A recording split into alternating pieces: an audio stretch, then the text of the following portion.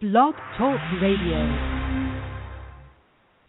Hello, world. Welcome once again to Tuesday Talk with Key West Lou. I am your host, Louis Patrone. Well, it's been a big week. It's been an exciting week. Many things have happened this week, and I have a full list of things I want to discuss with you this evening. So let's get to it right away. The first thing I want to talk about is Sharia law.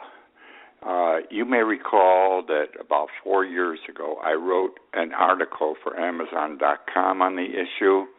I've done at least 2 television shows on the issue.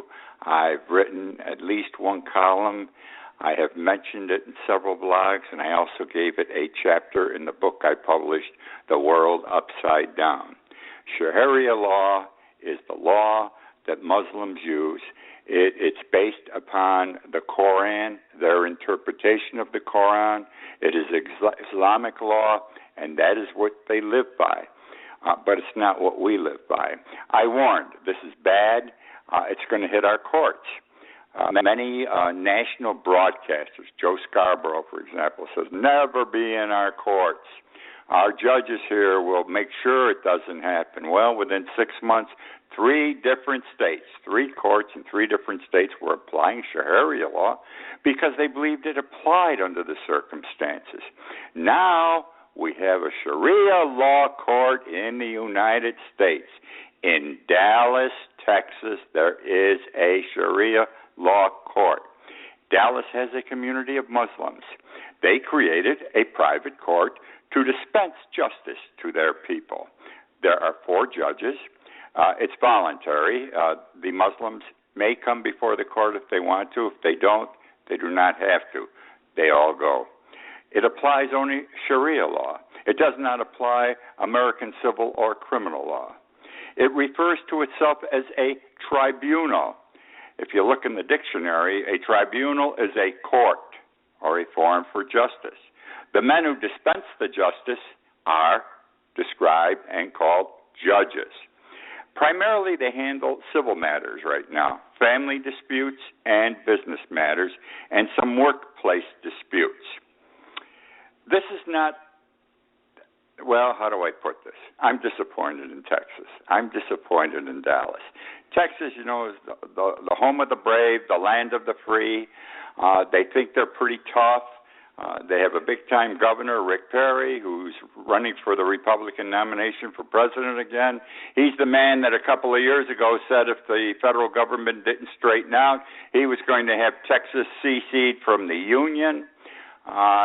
This is a tough state. These are the people that when they fought their revolution to be free from Mexico, what did their flag say? It had the snake on it and said, "Don't tread on me." And they permit this kind of a court to go ahead. This court is unique to the United States. It's the first and hopefully not the first of many, but I fear it may be. But the United Kingdom permitted such courts. And Great Britain has had many of these over the years now. And they said when they started this, or the Islamics said when they started the court and they wanted permission to go ahead with a Sharia court, we will be subject to British courts. Nothing we say, nothing we do will be contrary to British law. We will always be under the thumb of the British courts. Well, it hasn't worked that way. What they've actually done in Great Britain is created a parallel legal system to the British legal system. And the danger is the legal system created under Sharia law, it has no checks or balances. It's completely unchecked. They do what they want. Now, there are 85 of such courts today in Great Britain. Can you imagine? Started with 1, there are now 85. These courts are tough on women, incompatible with British law. Actually, I'd have to use the term abusive to women. For example, they refuse to grant divorces to women, but yes, they will grant a divorce to a man.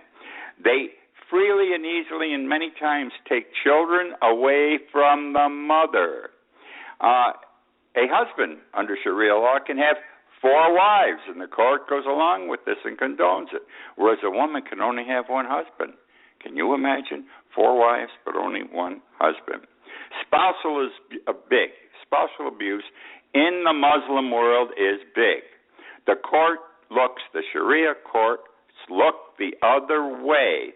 And why? Because the Quran tells them it's okay to beat your wife under certain conditions. And there ain't many exceptions. So they're beating their wives frequently. Dallas has no idea what they're getting into. Texas has no idea. I'm shocked and I'm surprised that they are permitting it in Texas. There's going to be some bad things coming down from this. Mark my words. Want to move now to Venezuela. I keep talking about Maduro. He's been president, I think, for 2 years. In Venezuela, this is the fella, okay, that in the time he's been president, Venezuela has run out of toilet paper, soap, shampoo, milk, and I don't know what else. The supermarket shelves are empty. Only since this man became president. They are empty. You can look on the internet. There are tons of pictures showing the empty shelves in supermarkets. So bad and so destructive did Maduro consider these empty shelf pictures that they passed a law about a month ago in Venezuela. It's against the law to take a picture of an empty supermarket shelf. Would you believe? This man comes up with crazy things. Why the people keep him, I don't know. There should have been a rebellion, no question, in Venezuela a year ago. This guy is screwed up completely. So what is he doing now? This guy's big. He's got 2 things going. Now, I'm laughing before I even tell you. It's that bad. He says that our Joe Biden, the Vice President of the United States, Joe Biden, is behind a bloody coup to overthrow him, behind a bloody coup to overthrow him. All right? And he said this in front of a public gathering of thousands of people just last week. He says Biden is triggering the other South American and Central American governments to be against him, okay? And he's turning the diplomats against him. And what is he going to do? He said, I'm sure Obama doesn't know because Obama's his friend. He's leading the people to believe. And he's going to tell Obama what Joe Biden's doing, leading a bloody coup against him. It's stupid. Stupid. It's even more stupid now. All departments, all officials, and military are on high alert. I'm getting a lot, I apologize, in Venezuela. I'm waiting for this bloody coup led by Biden to occur. Pure insanity. Now, what did he do yesterday? He did something else. And what he did yesterday reminds me of something similar that Adolf Hitler did. And when I spell it out for you, you'll see it.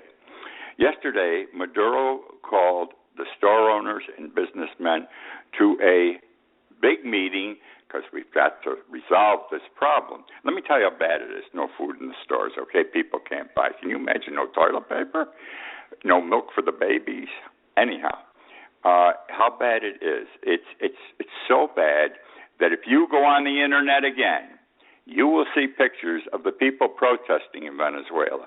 You will see, moreover, you will see pictures of the people standing in line to get into the supermarkets to buy something. These people standing in lines a mile long, 20 abreast. You heard me. Look at the pictures on the internet. And when they get in the store, there's nothing on the shelf to buy. Okay? Well, Maduro called a meeting yesterday of the store owners and other businessmen. And he said to them that they were intentionally causing the shortage problem in Venezuela to make him and his government look bad. And he said the long lines of people waiting to buy things in the supermarkets are their fault. And what did he do? And this is where he is comparable to Adolf Hitler. He had all the shop owners and businessmen arrested right away that were in front of him because he blamed them. He says, you're under arrest. And he had them arrested. They're in jail today for purposely creating the long lines.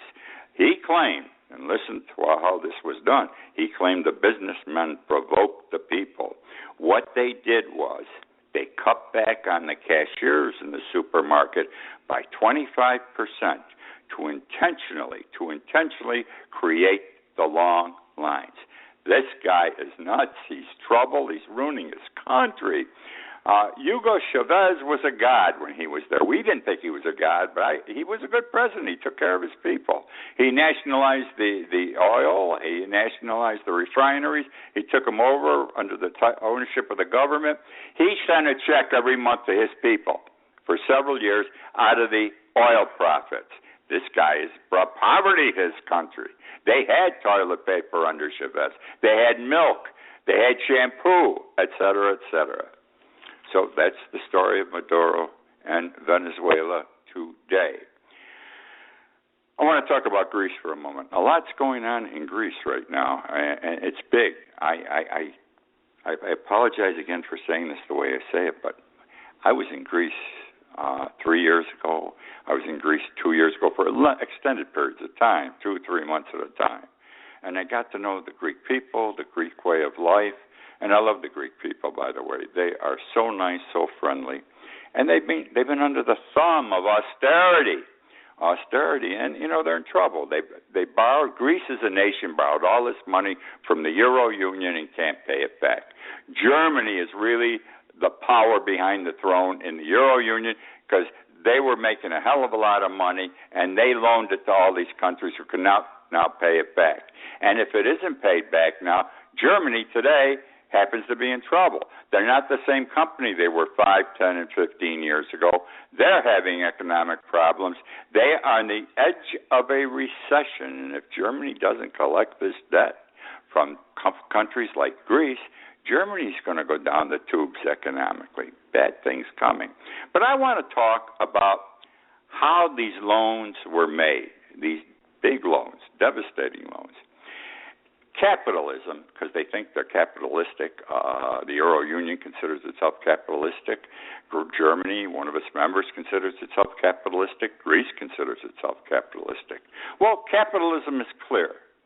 And what it says to us, people should pay back what they borrow. But at the same time, it also says lenders who ignore risk management get destroyed. Lenders who ignore the risks involved in loaning to this particular person or country, they're going to lose their shirts because they didn't pay any attention to it. And it's their fault. For example, if someone offers me $1 billion, you heard me, if someone offers me $1 billion with no collateral and no assessment of risks, whether I can pay it back or not, and they're not interested when they make the loan as to whether I may be able to pay the interest or the principal. Who's the fool? Who's the fool? They didn't check my background out. They didn't care if I had the capacity to pay it back, but they loaned me $1 billion. Who's the fool? The idiot who gave me the $1 billion without any risk assessment. That's who the fool is. The Euro Union is the fool. Germany is the fool. They gave Greece, Italy, Spain, Portugal, Cyprus all this money without taking into account the inability to pay it back, okay? Because let me tell you something. Somebody offered me $1 billion and didn't give me any, aggravation over it. Look, we want to loan you this money, Louis. Happy to have you have it. And they don't check me out. I'm going to take the $1 billion. I'll worry about paying it back later on. That's the human spirit, the natural spirit. I don't know, very few people, if any, would turn down free money because that's what it becomes of that type. What has happened in Greece with the loans from the Euro Union and Germany is similar to what happened in the 2008 mortgage crisis in the United States. The banks loaned money to anybody on their homes. They gave all kinds of mortgages, first mortgages, second mortgages. They granted mortgages to 125% of the value of the house. They didn't do any background checks. All they wanted was more and more mortgages because they'd come up with this gimmick between themselves, AIG, the hedge funds, to put all these mortgages together into groups and trade them as stocks. And the banks were getting rich doing this.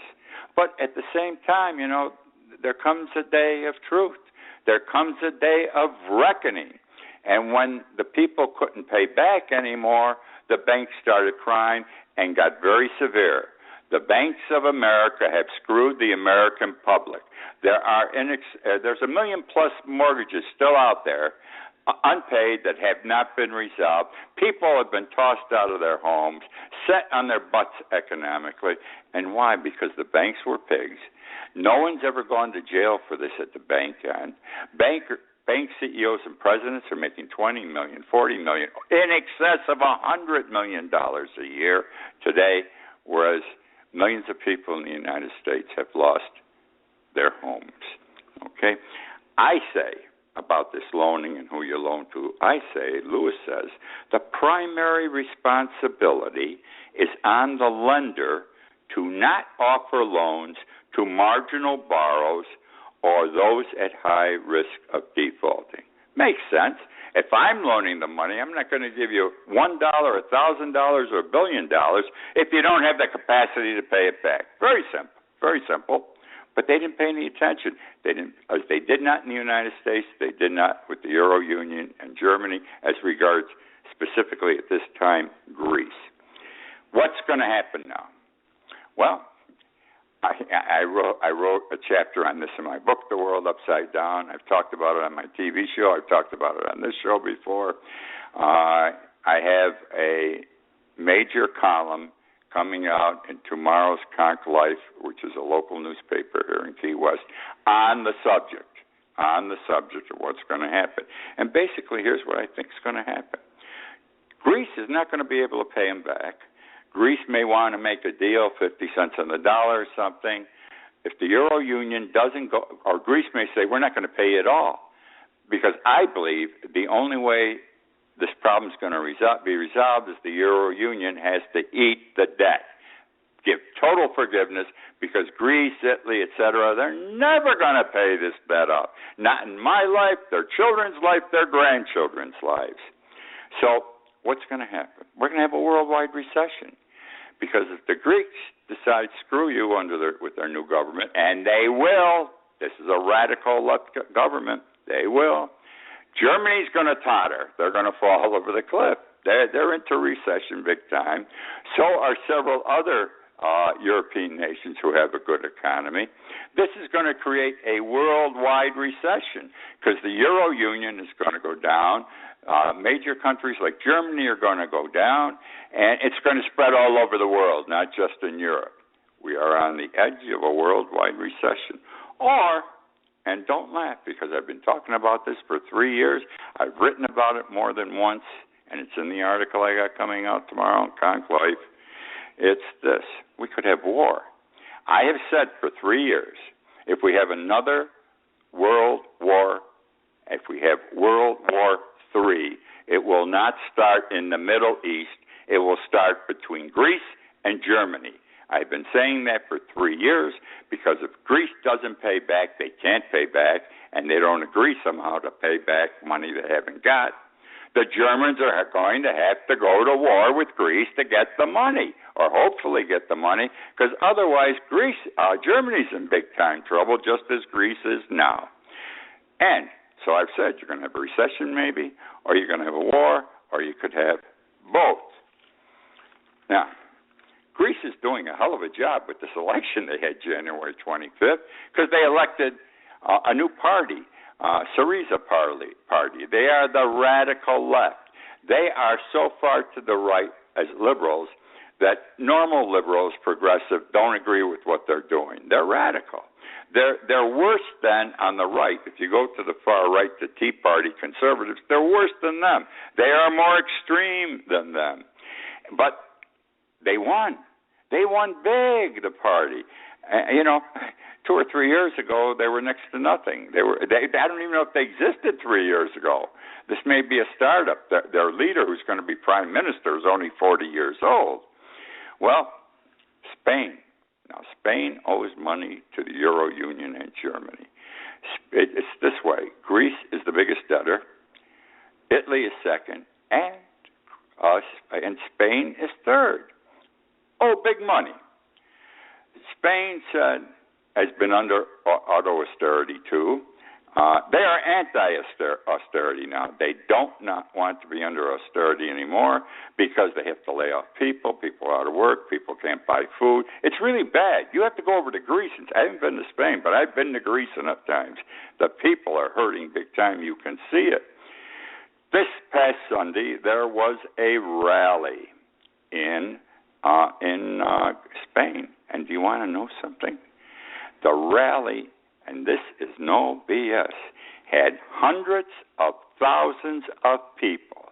Hundreds and thousands of people. The Internet is a wonderful thing. I keep referring to, go look at the pictures on the Internet. Go look at the pictures of the people, this crowd of protesters, block after block, plaza after plaza, chock full of people, neck to neck, shoulder to shoulder.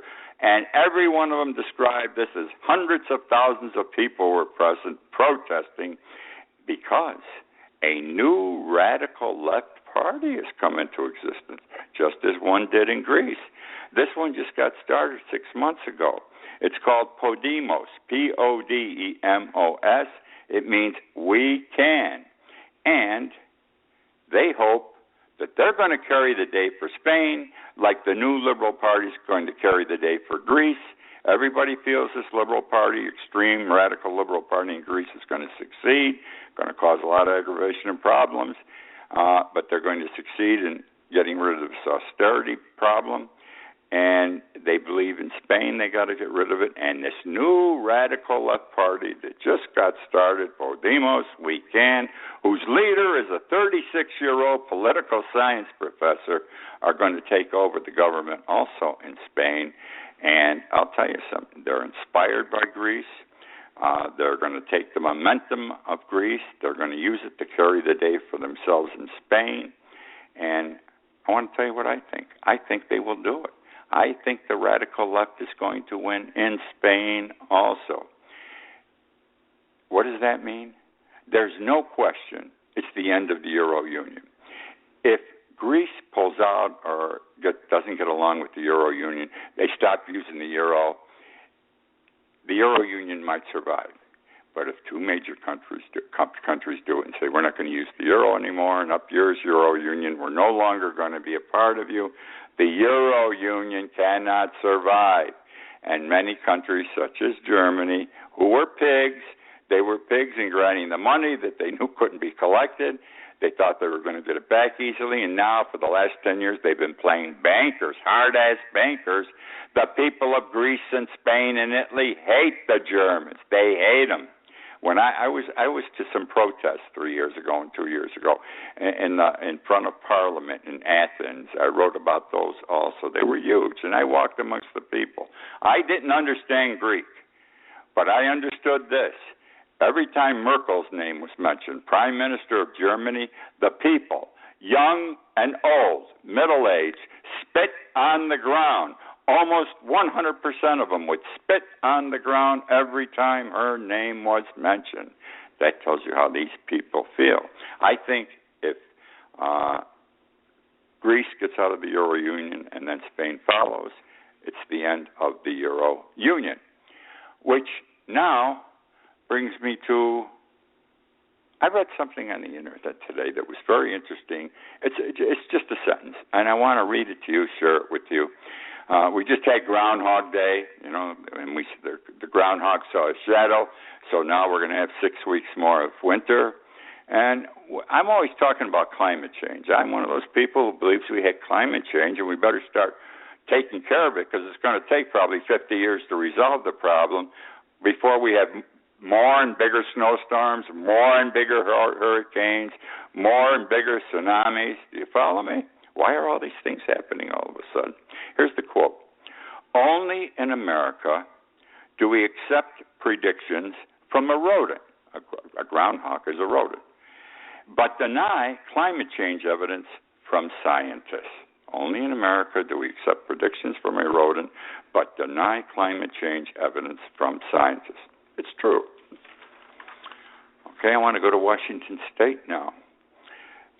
We know there is a problem in this country today. measles have come back, and it's spreading. It's sort of a small epidemic. The measles germ was acquired at Disney World in California. That's been established, and it's heavy in California. It's in certain spots in the United States. Measles was eradicated, done away with, way back in my lifetime. I had measles, but my kids didn't get them because they had the shots. All right, and my children are now in their 50s. And I can remember when I was a young man, tuberculosis and polio were still prevalent. Who do you hear getting tuberculosis and polio today?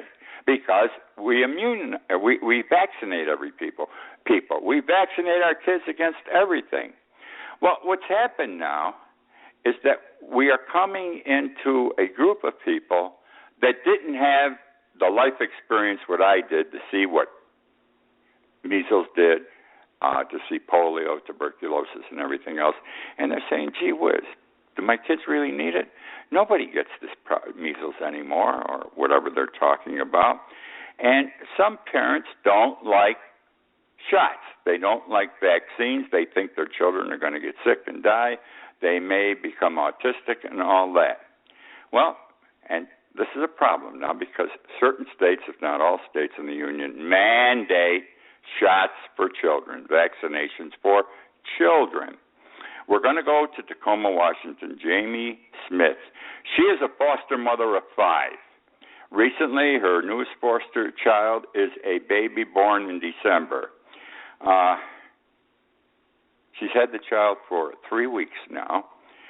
She does not believe in flu shots, which are mandated in Washington. At the same time, I want you to know the American Medical Association, the Nurses Union, several labor unions, all support the flu shot, say it should happen. She says, I'm not going to have this baby get the flu shot. And you know what the judge said to her? You either get that baby vaccinated and your other 4 children vaccinated, or I'm going to take your children away from you. You got to the end of February to make up your mind. If you don't, the state's going to take custody of your children, and the state would be right here. And it's not that we're protecting those children so much. We are protecting the rest of society, because why should any of us be in danger of getting a germ that doesn't exist anymore if you get the shot? So that handful of people out there who are opposed should not be listened to. And now it's becoming a political issue. It's going to be out there in 2016 in the presidential election. You've got some political candidates saying, well, the parents have a right and we have to look at it. Bullshit. Not when it comes to a whole society picking up a germ and getting sick. Okay, now I want to give you... my time is running out. Let me talk about Super Bowl security very quickly. Super Bowl security. Where are my notes on Super Bowl security? Here, no Super Bowl, so we're doing good. I'm losing time. Here it is. Okay. Super Bowl security. Big security for the Super Bowl this past weekend. There were Black Hawk helicopters, truck-sized X-ray machines, and so forth. It was over-the-top security, and we can understand why. It cost in the millions. The actual amount has not been determined yet. Who's going to pay for it? The taxpayers are. We are, not the National Football League. And the reason why is because the National Football League is a not-for-profit organization. You heard me, not-for-profit. Our Congress many years ago gave them this right of not having to pay taxes and made them a not-for-profit. None of the other major sport organizations are. Their president, Roger Goodell, gets $44 million a year. The NFL makes last year $9.5 billion in revenues. Something screwed up. They're just like corporate America who don't pay their taxes, the National Football League, that we have to pick up the tab for security at the big money maker they have. That's the show for this week. I talked a little fast at the end because I wanted you to join me. I hope you enjoyed the show. I enjoyed doing it. I know most of you listen to this in its archive. I wrote a book, The World Upside Down. If you like this show, buy the book. If you don't like the show, don't buy the book.